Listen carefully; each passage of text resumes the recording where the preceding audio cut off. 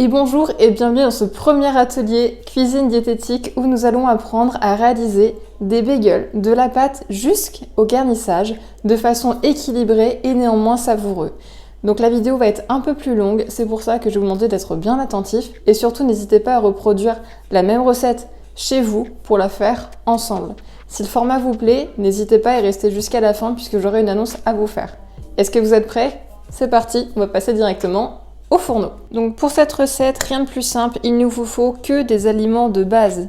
Donc il va nous falloir 15 centilitres de lait et 15 centilitres d'eau, 500 g de farine, un paquet de levure chimique de boulanger.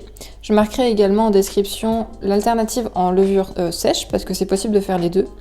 Il va nous falloir 10 g de sucre, 10 g de sel et 2 œufs, dont un jaune pour faire la dorure et le reste pour la réalisation de la pâte. Allez, c'est parti. Donc dans un premier temps, rien de plus simple, on prend notre petit sachet de levure chimique, de boulangère, pardon. Il va juste falloir, tac, l'ouvrir, le mettre dans notre lait qui va être à température ambiante et de laisser cette mixture là pendant 15 minutes, le temps qu'elle gonfle bien.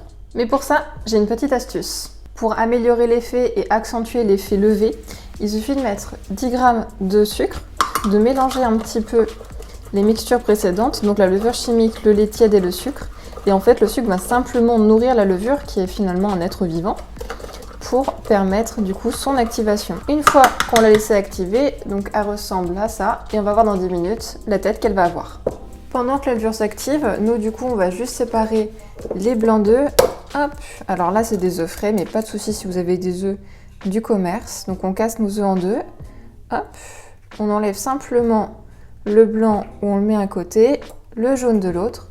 Le blanc va donc nous servir à la préparation de notre pâte. Le jaune va finalement simplement nous servir à la dorure et coller les petites graines. Donc hop, on casse en deux. Gauche, droite, hop, le blanc se sépare et on met le jaune à part. Pour rendre nos bagels bien moelleux, donc deux options, soit vous fouettez à la fourchette comme moi, soit vous utilisez un batteur. Ça, c'est selon vos options choisies. Donc là, on vient de battre nos blancs d'œufs. Alors pas la peine que ce soit des blancs fermes, des blancs un peu mousseux comme ça va largement suffire. En fait, le but, c'est juste de permettre d'aérer un peu la préparation. Et en fait, les protéines qui sont contenues dans le blanc d'œuf vont permettre la coagulation du reste de la préparation. Et la farine, par en fait le gluten, va permettre également la cohésion de l'ensemble. Les deux cumulés et la levure chimique qui continue à pousser tranquillement, hop, vous voyez qu'elle n'a plus exactement la même tête, elle commence à prendre forme. Tout ça va permettre qu'on ait des bagels bien aériens. Donc là ça y est, ça fait 10 minutes que ça a poussé, vous voyez que ça a changé complètement de texture, que c'est bien mousseux. Donc là on sait que notre levure est bien active. Donc là plusieurs options. Soit vous prenez dans un saladier, vous mettez votre farine, un petit peu de sel, votre lait avec la levure dedans, avec les blancs d'œufs, et vous les battez tranquillement jusqu'à temps que la pâte devienne une pâte finalement. Donc là, soit vous pétrissez à la main, soit vous optez pour un robot. Pour moi, j'ai utilisé un robot, mais les deux méthodes sont tout à fait possibles, à la main ou avec un robot pétrisseur, pourquoi pas. Donc pour moi, j'ai opté pour un robot, donc il va simplement falloir mettre, tac, la farine dedans,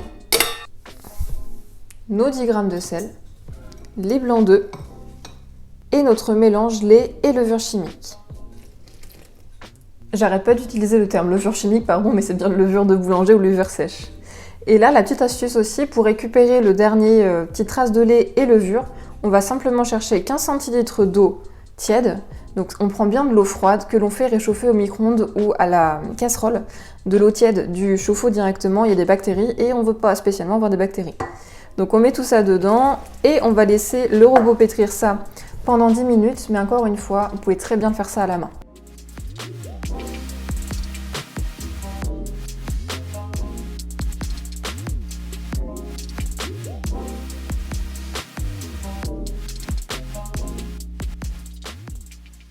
Et donc, à quoi sert le pétrissage? Simplement à activer le réseau gluten. C'est ce qui fait qu'à chaque fois, quand vous faites des gâteaux ou du pain, notamment des brioches, du pain de mie, c'est ce qui permet au gâteau ou à la préparation, en tout cas, de bien gonfler. Donc c'est pour ça qu'il est hyper important de bien pétrir. comment est-ce qu'on sait que le pétrissage est bien fait, simplement en fait quand la pâte est bien toute lisse et uniforme. Donc là, on continue jusqu'à temps que la pâte soit bien belle. Donc là, ça fait 10 minutes où c'est en train d'être pétri, j'y arriverai. Donc la pâte colle encore un peu au doigt, et tant mieux. Et vous voyez, quand on commence à faire ça, le petit filament, c'est le fameux réseau de gluten. Donc ça, c'est top. Donc là, on va arrêter le pétrissage. Si jamais vous le faites avec la main, vous devez donc bien avoir une pâte qui est homogène et qui colle un petit peu avec les mains. Vous voyez du coup à la caméra, donc elle est bien lisse, bien homogène, donc là c'est nickel. Donc on arrête le pétrissage. Donc là je vais juste montrer rapidement comment est-ce qu'on peut pétrir à la main avec un petit peu de la pâte qui me reste. Donc en fait il suffit de prendre la pâte, donc on met un peu de farine sur le plan de travail, puis on travaille la pâte, on l'étire, on la rabat sur elle, on l'étire, on la rabat sur elle, et ainsi de suite. Donc on fait attention à ce qu'il y ait quand même de la farine sur le plan de travail pour pas que ça colle. Mais en gros, on fait ça. Du coup, là, j'enlève juste l'excédent de farine pour vous montrer à quoi devrait ressembler la pâte. Donc là, forcément, il y a un peu de farine. Mais du coup, vous voyez, la pâte, elle est bien lisse, elle est bien nette, il n'y a plus de grumeaux. Donc ça, c'est ce qu'il faut. Donc là, que ce soit la version robot ou la version à la main, votre pâte est bien pétrie, elle est bien uniforme. Donc là, l'objectif, là, il fait un peu frais. Donc, soit vous laissez à température ambiante avec un petit linge humide dessus, gonfler 1 heure à 1 heure et demie idéalement, ou alors, soit vous pouvez le mettre dans une salle de bain qui est plus chaude, ou encore au four à 30 degrés, et c'est ce que je vais faire. Donc là, on va faire pousser en tout cas 1 heure et demie selon l'option choisie, histoire que la pâte soit bien gonflée, qu'elle soit prête. Ensuite, elle est transformée en véritable bagel, à faire pâlir bagel stain. C'est parti!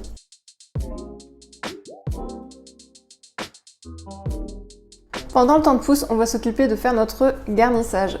Donc pour moi, j'ai choisi des carottes, puisque ça va être le légume de saison, et un reste de poulet, puisque c'est un reste, donc il faut l'utiliser.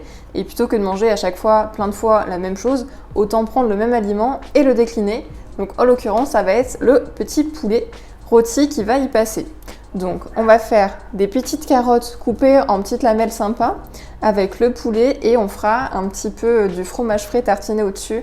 Ça va être une tuerie, un petit peu de sucrine pour le côté un peu croquant, et ça va être une tuerie. Donc je vous propose qu'on s'occupe des carottes. Mais n'hésitez pas à l'adapter avec les légumes que vous aimez et selon les légumes de saison, notamment pourquoi pas l'été, des petits poivrons rôtis sympas. C'est à vous de l'adapter. On y va. Donc dans un premier temps, les carottes. On va donc les peler à l'aide d'un économe. Donc il existe diverses sortes. Celui-là c'est bien, c'est un petit couteau pratique. Donc on va les peler. Tac, ne pas hésiter à les laver également avant, notamment avec un petit peu de vinaigre blanc. 1/10 de vinaigre blanc pour 1 litre d'eau, ça permet de tuer les petites bactéries, dans le doute, notamment pour les femmes enceintes ou autres. C'est quand même bien nettoyer un petit peu ces légumes, notamment aussi avec la période de Covid, pour éviter de se contaminer, j'allais dire bêtement, non c'est un jugement, pour éviter de se contaminer simplement. Donc on va peler toutes nos carottes et on se retrouve juste après. Donc ça y est, nos carottes sont épluchées. Les petites épluchures, on peut très bien les garder, notamment pour faire un compost ou les donner à des poules si on a des animaux. Ça peut être chouette. Pour le couteau, j'ai opté pour un couteau avec des petits trous. Pourquoi des petits trous? Simplement pour éviter en fait d'oxyder les vitamines, puisqu'en fait dans chaque fruit et légume, on a diverses vitamines et minéraux, dont d'autres qui sont par exemple sensibles à la lumière, d'autres qui vont fuir dans l'eau et d'autres du coup qui vont être aussi thermiques. En tout cas, ce type de couteau nous permet du coup de limiter l'oxydation des vitamines pour bien les garder. Donc une fois qu'on a coupé nos extrémités, on va les couper hop, en petites lamelles, cette épaisseur-là à peu près. On ne veut pas quelque chose de trop gros pour que ça soit quand même facile à manger. Le but d'un bagel, normalement, c'est de le manger un peu sur le pouce. D'ailleurs, sur la recette, donc c'est vrai qu'elle est un peu longue à faire, mais en même temps, ça va nous faire 10 bagels. Donc du coup, c'est très bien au congèle quand ça dépanne. On a la flemme, on ne sait pas quoi faire, et ben on a déjà nos petits bagels qui sont prêts, qui nous attendent sagement au congélateur, et c'est quand même plutôt pas mal. Et c'est aussi également hyper pratique à emmener, par exemple, au travail.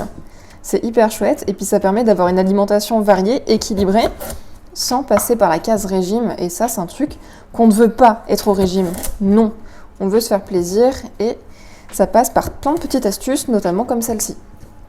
Donc une fois qu'on a coupé toutes nos petites carottes en petites lamelles, eh bien on va de nouveau les couper en petits bâtonnets, hop, comme ceci, Et puis encore un petit rectangle en fait. Et là du coup comme ça va pas trop nous embêter à les remplir ni à les manger. Et on va faire ça pour toutes nos petites tranchettes de carottes. Donc on se retrouve encore une fois juste après. Et ça y est, toutes nos petits bâtonnets de carottes sont désormais coupés en petits bouts.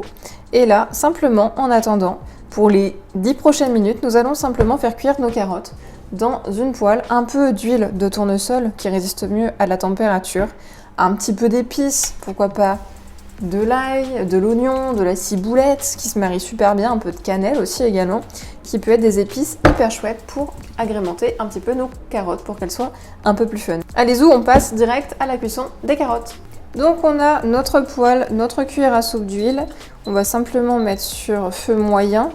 Donc pour moi ici ce sera feu 6, enfin, thermostat 6. Après à vous d'adapter selon évidemment vos modes de cuisson, que ça soit vitrocéramique ou encore gaz, électrique, peu importe. En tout cas on va sur moyen, on ne veut pas faire cramer nos carottes. Donc moi je vais choisir du l'ail, un petit peu d'ail dessus pour assaisonner. On va également partir encore un petit peu sur du sel, ce qui va permettre aussi de rendre l'eau des carottes. On va également partir sur de l'échalote pour donner un petit peu de goût. Hop. Et on finit avec un petit peu de ciboulette. Et encore une fois, n'hésitez pas à adapter les épices à vos goûts. Il n'y a aucun problème là-dessus. Je ne ferai aucunement une crise de jalousie parce que vous avez une meilleure idée que moi. Et on va laisser tranquillement cuire ça. Donc on va laisser cuire ça environ 15 minutes et on surveille au fur et à mesure du temps. Étant donné qu'il va nous rester maintenant 47 minutes exactement de temps de pouce pour notre pâte, et bien là, mis à part les 10 prochaines minutes, on va être occupé à nos carottes. Le reste du temps, bien écoutez, faites ce que vous voulez, profitez de ce temps pour faire autre chose. Mais en tout cas, 1 heure de pouce, ça ne veut pas spécifiquement dire 1 heure en cuisine. Libre à vous, bien évidemment, de faire ce que vous voulez à côté. Du coup, en attendant que ça cuise, je profite pour faire un petit teasing. Vous allez entendre le bruit de la cuisson. En fait, ce que je suis en train de faire en vidéo, c'est ce que je fais normalement en atelier physique, donc avec 5-6 personnes. Le but, c'est d'échanger pendant 2 à 3 heures sur un atelier où on cuisine, où on discute, où on papote un petit peu des difficultés. Et étant donné que je suis diététicienne nutritionniste, généralement, pendant les temps de pause, un petit peu de temps de pouce et de cuisson des carottes pour nous, eh bien, ça permet un petit peu d'échanger. Donc, si vous avez des questions, n'hésitez pas à écrire dans l'espace commentaire ou si vous voulez vraiment un message personnalisé et privé, à m'envoyer un petit message privé et je me ferai un plaisir de vous répondre.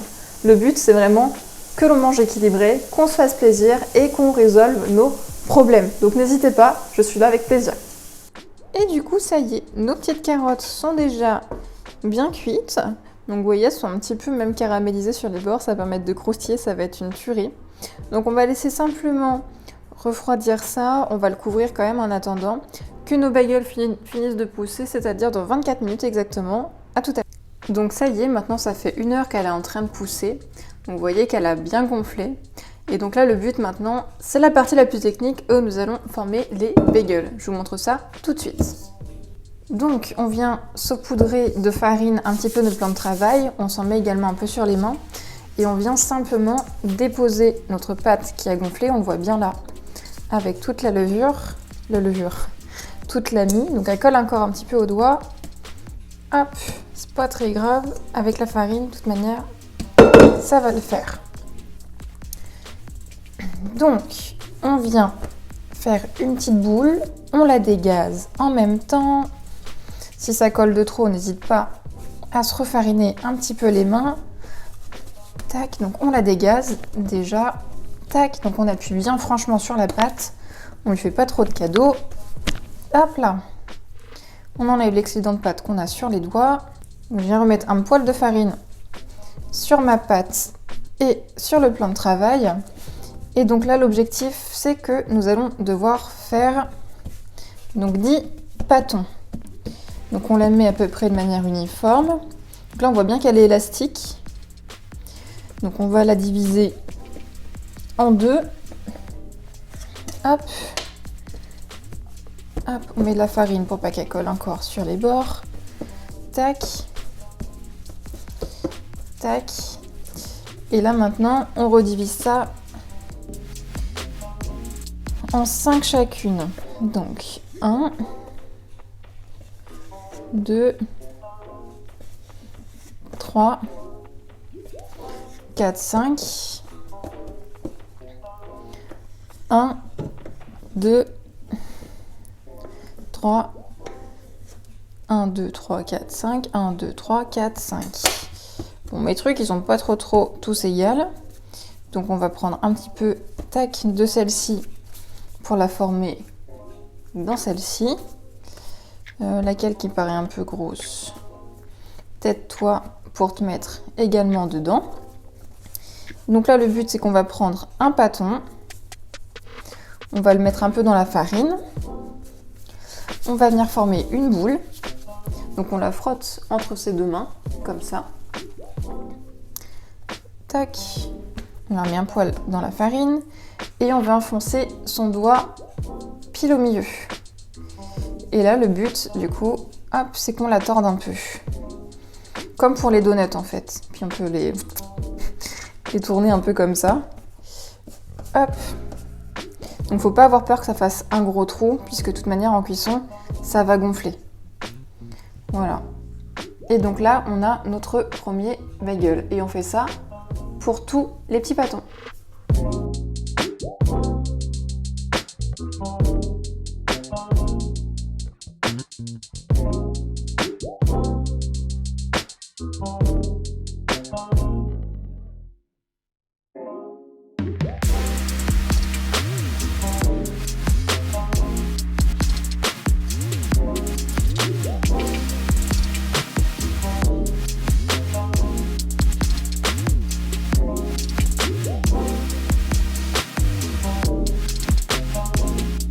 Une fois que tous nos bagels sont formés, on va pouvoir les laisser reposer de nouveau 10 minutes cette fois-ci, le temps qu'ils gonflent un peu. Et en attendant, on va faire bouillir de l'eau dans une grande casserole. En fait, on va les faire pré-cuire quelques minutes histoire qu'ils gonflent un peu. Et ensuite, les enfourner et ce sera terminé, promis. Donc ça y est, notre au bout. Donc on va pouvoir mettre nos petits beignets après 10 minutes dedans. Donc ils vont gonfler, ce sera normal. Et on attend et on les met deux par deux. Donc là, ils sont en train de gonfler. Ils sont remontés tranquillement à la surface. On va attendre encore un petit peu. Et on va pouvoir ensuite les disposer sur une plaque. Ok, ça y est. Hop, je sais pas si vous voyez la différence, ils ont bien gonflé. Et en fait, on vient les mettre sur une petite plaque. Hop. Et on fait ça pour chacun de nos bagels. Donc on refait le dernier ensemble, donc on prend nos petits bagels, on les plonge dans l'eau, comme ça vous allez plus voir au niveau durée, en réalité ça prend 20 secondes quoi. On les plonge dans l'eau, l'ébullition va un petit peu réduire, ce sera normal étant donné que la pâte est froide. Le premier beignet commence à remonter, le second va pas tarder à le rejoindre, hop, il se décolle du fond, et il arrive tranquillou à la surface, et puis du coup, c'est nickel. Donc on éteint le feu, on récupère nos bagels qui vont rejoindre leurs copains. Hop. Et hop. Et on se retrouve pour la dernière phase ensuite de cuisson des bagels. Donc vous vous souvenez, au tout départ, on avait séparé nos deux blancs d'œufs et des jaunes d'œufs pour préparer la pâte du gâteau. Donc là, on va simplement récupérer nos deux jaunes d'œufs. Hop. Les mélanger. Et on va badigeonner nos petits bagels. Et ensuite, libre à vous de choisir le topping que vous allez mettre dessus. Vous pouvez très bien le laisser nature. Soit mettre, comme j'ai choisi, des graines de pavot, des graines de lin, des graines de sésame. Pourquoi pas même du fromage. Pourquoi pas même des éclats d'amandes, de noisettes. Libre à vous de choisir ce que vous voulez. Ou pourquoi pas d'autres épices. Après, je pense encore une nouvelle fois à lancer une Bagelstein qui pourrait donner pas mal d'idées de topping. Après, voilà, encore une fois, libre à vous d'adapter selon vos goûts et envies. Et enfin, on agrémente de ce que l'on veut. Donc moi, ça va être des graines de pavot. Tac. Et on en met partout. Et ensuite, on va enfourner dans un four chaud à 210 degrés pendant 20 à 25 minutes. Et les pâtes de nos bagels sont prêtes. Donc je sais, ça va être un peu long à faire. Mais c'est vrai, encore une fois, comme je l'avais dit il y a un petit moment maintenant, C'est vrai que c'est hyper pratique, vous congelez et puis au moins vous en avez pour tout le temps, ça se garde très bien au froid, au congélateur, donc ne pas hésiter sinon à diviser la pâte en deux, mais bon c'est le même temps de préparation donc c'est un peu dommage, à en faire 10 et puis congeler le reste et comme ça vous êtes libre d'avoir tout plein de petits bagels à portée de main. Avant cuisson, voilà ce que ça donne. Et voilà, après 23 minutes de cuisson à 210 degrés, ils sont clairement superbes, magnifiques, il n'y a pas d'autre mot. On va juste attendre qu'ils refroidissent un peu, vous voyez le dessous c'est cuit aussi, pour pouvoir les garnir ensuite. Donc moi, encore une fois pour rappel, on va les garnir avec samouré, carottes rôties et poulet, mais après, libre à vous d'arrêter la vidéo maintenant, ce qui serait dommage puisque j'ai une annonce à vous faire juste après, et de la garnir comme vous voulez. Donc ça y est, maintenant nos petits bagels sont bien froids. Donc on va pouvoir les garnir. On va faire attention à ne pas se couper. On va essayer de les couper au milieu.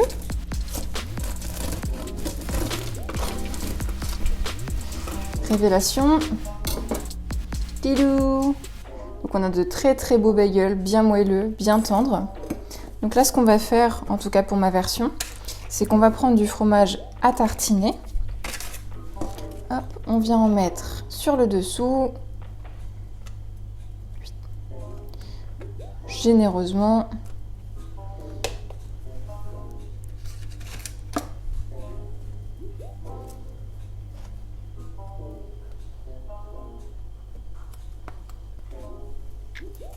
On fait la même chose pour l'autre face. Et ensuite vient l'heure du dressage. Du coup, moi je vais avoir de la sucrine qui est juste ici, du poulet rôti qui a été défait juste ici. Donc on vient pouvoir disposer notre petite salade. Ensuite on vient disposer nos petites carottes. Et enfin mettre notre petit poulet. Et une fois que tout est mis, on referme. Et toulou! Voici un superbe bagel et son garnison. Et voilà nos super bagels. Donc ensuite, à vous de les garnir comme vous le voulez. Et encore une fois, le reste de pain, on le met au congélateur, ça se conserve très bien. Et à vous de le décliner en 1001 façons, que ça soit en salé ou en sucré. J'espère que cet atelier vous a plu. Maintenant, place à l'annonce. Cette vidéo était en fait un test pour savoir si ce contenu vous plaît. Donc s'il vous plaît, n'hésitez pas à le marquer en commentaire, à le partager à un ami s'il le faut pour lui donner de nouvelles inspirations culinaires. Et je compte, si jamais ça vous intéresse, faire des ateliers encore plus concrets avec plus de recettes. Et à la fin, vous envoyez évidemment la fiche de recettes et peut-être des cadeaux selon vos retours. Et je serai vraiment présent pour discuter si vous avez des questions d'ordre diététique, culinaire, surtout n'hésitez pas. Donc si ce contenu vous plaît, n'hésitez pas à aimer, à le partager, à le commenter. Et peut-être, selon vos retours, vous aurez droit à des ateliers qui seront payants d'une durée d'1 à 2 heures pour pouvoir réaliser d'autres petites recettes saines et gourmandes comme celle-ci avec des explications diététiques derrière. J'espère que cette recette vous a plu et puis moi je vous dis à bientôt. Salut!